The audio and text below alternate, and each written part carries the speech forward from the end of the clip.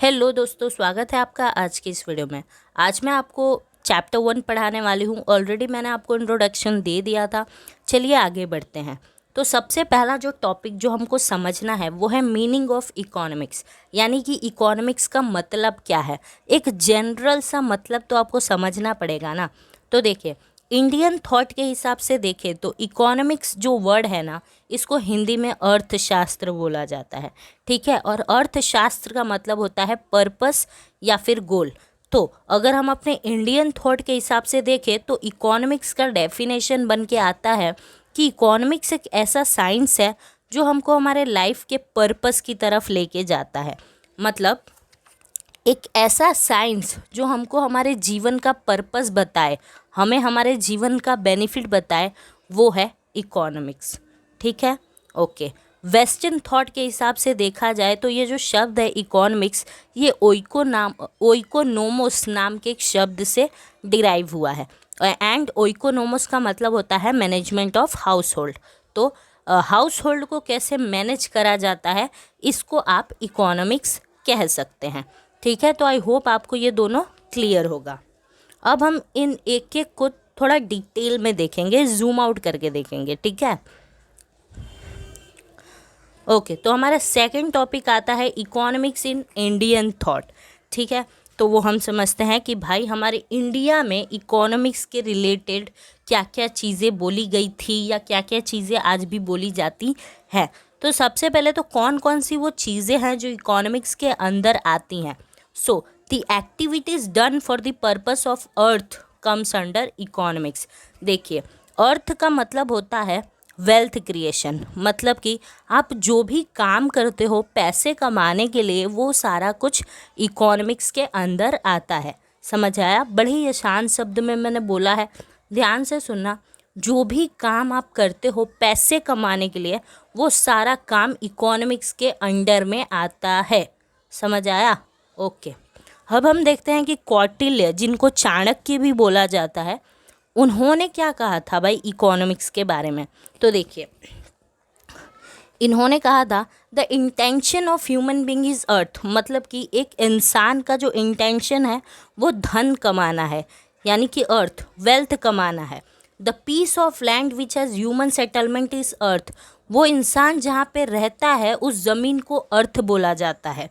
ठीक है, इसीलिए एक ऐसा साइंस जो हमको ये बताता है कि अर्थ पे रह के आप पैसे कैसे कमाएंगे, उसको इकोनॉमिक्स कहा जाता है। क्लियर है बच्चों? देखो, तो हमारे जो कौटिल्य साहब थे, उन्होंने बड़े ही स्पष्ट शब्दों में कहा है कि आप अगर एक इंसान है तो आपका जो मेन इंटेंशन है वो है पैसे कमाने का, और आप जहाँ रहते हैं ना वो भी एक अर्थ ही है, एक पीस ऑफ लैंड है।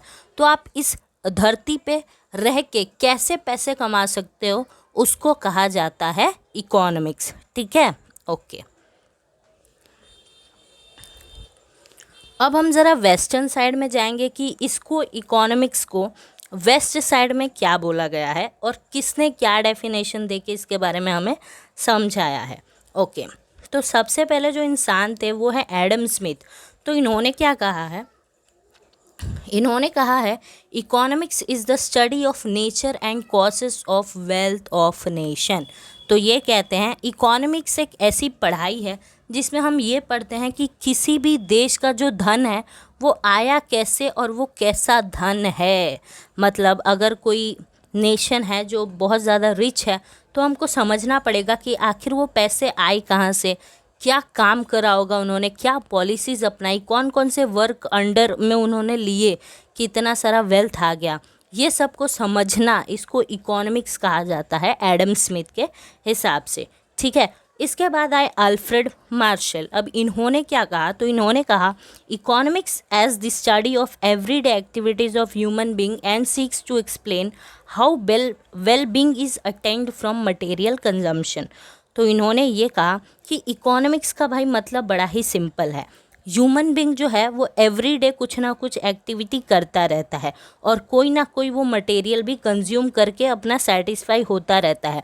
तो उसी चीज़ का जो स्टडी है उसको हम इकोनॉमिक्स कहते हैं, ऐसा हमारे मार्शल साहब ने कहा था। ठीक है, ओके। फिर आते हैं तीसरे साहब और उनका नाम था रॉबिन्स। अब ये रॉबिन्स क्या कहते हैं, तो रॉबिन्स एक सवाल उठाते हैं कि हमारे पास जो रिसोर्सेस है ना जी, वो बड़े ही लिमिटेड हैं। आप सब एग्री करते हैं? बिल्कुल एग्री करते होंगे। हमारे पास जो रिसोर्सेस है वो लिमिटेड है एंड उसके है ना अल्टरनेटिव यूजेस है। आइदर आप इस रिसोर्स को यहाँ इस्तेमाल कीजिए या फिर आप इस रिसोर्सेस को वहाँ इस्तेमाल कीजिए।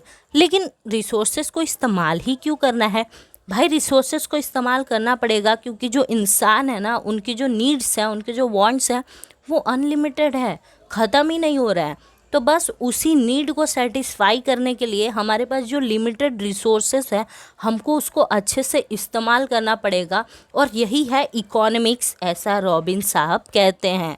ठीक है, ओके। फिर आता है भाई सैमुअल्सन जी। अब ये क्या कहते हैं? ओके, तो ये कहते हैं, इनका जो डेफिनेशन है ये सबसे बड़ा है but it is easy, don't afraid.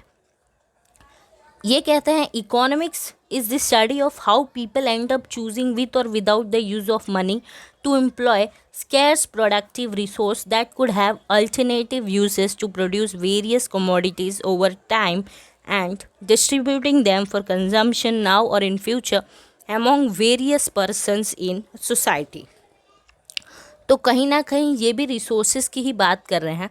ये कहते हैं कि अगर लोगों के पास पैसे हैं या जब पैसे नहीं हैं तो उस टाइम वो लोग रिसोर्सेज का कैसे इस्तेमाल करेंगे, उस टाइम वो लोग उन रिसोर्सेज को किस तरह से प्रोडक्टिवली इस्तेमाल करेंगे, किस तरह से उसको डिस्ट्रीब्यूट करके वो लोग कंजम्पशन करेंगे, इसको इकोनॉमिक्स कहा जाता है। क्लियर हुआ कुछ? देखो इन्होंने क्या कहा कि भाई इकोनॉमिक्स एक ऐसी पढ़ाई है जिसमें ये देखा जाता है कि अगर लोगों के पास पैसे हैं या पैसे नहीं हैं, उस टाइम पे वो लोग के पास जो रिसोर्सेस है उसका वो लोग किस तरह से यूज़ करते हैं, किस तरह से उस रिसोर्स को वो लोग प्रोडक्टिवली यूज़ करेंगे कि वो लोग कमोडिटीज़ बना सके और फिर उसको कंज्यूम कर सके खुद और बाकी सोसाइटीज़ में। ठीक है, बाकी सोसाइटीज़ में मतलब सोसाइटी एज अ स्टेट की बात कर रहे हैं हम, कंट्री की बात कर रहे हैं। ठीक है, क्लियर है? तो ये अलग अलग लोगों ने इकोनॉमिक्स के बारे में अपने अपने व्यूज़ रखे थे। आई होप आपको क्लियर होगा।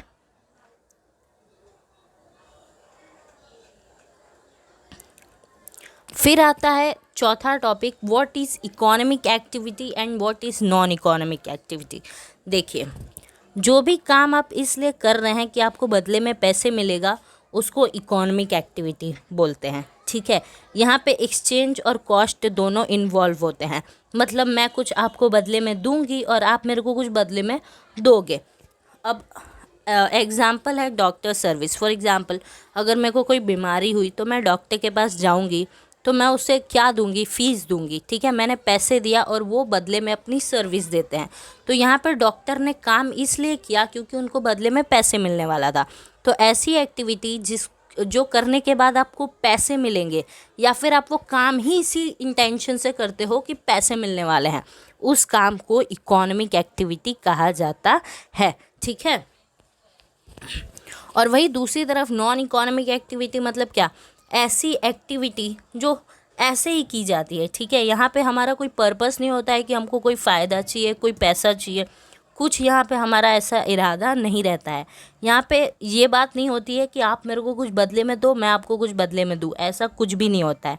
For example, nurturing of a mother, आपकी मम्मी आपको पालती है, पोसती है, ये वो नहीं सोचती है आपकी मदर कि इसको पाल रही हूँ तो बदले में ये मेरे को पैसे दे रहा है। नहीं, वो आपको प्यार से, लव अफेक्शन से पालती है, राइट? वो पैसों के लिए नहीं करती है। So that is non economic activity. I hope it is clear.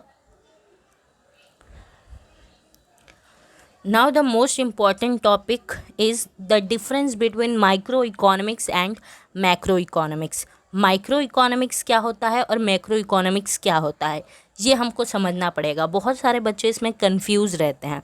तो देखिए, माइक्रोइकोनॉमिक्स एक ऐसी पढ़ाई है, मतलब दोनों ही इकोनॉमिक्स है। ठीक है, और हमारा ये जो इकोनॉमिक्स है ना, ये दो हिस्सों में बांटा गया है, एक तो माइक्रो और एक मैक्रो। तो किस इकोनॉमिक्स में क्या पढ़ाई होती है, इस इकोनॉमिक्स का क्या मतलब होता है, उस इकोनॉमिक्स का क्या मतलब होता है, ये हमको समझना पड़ेगा। ठीक है, तो पहला माइक्रो इकोनॉमिक्स। माइक्रो इकोनॉमिक्स में इस चीज़ की पढ़ाई होती है कि भाई एक इंडिविजुअल क्या कर रहा है, ठीक है, एक अकेला इंसान क्या कर रहा है, हाउस होल्ड में क्या हो रहा है, मतलब उसके पैसों से उसके घर पे क्या इफ़ेक्ट पड़ेगा, एक सिंगल फर्म का बिहेवियर कैसा है, वो लोग किस तरह से डिसीजन ले रहे हैं, वो लोग रिसोर्सेस को कहाँ कहाँ यूज़ कर रहे हैं, इन सब की पढ़ाई माइक्रो इकोनॉमिक्स के अंदर आती है। इन शॉर्ट एक अकेले इंसान या एक अकेला बिजनेस, अकेला फर्म, उसकी बात करी जाती है माइक्रो इकोनॉमिक्स में।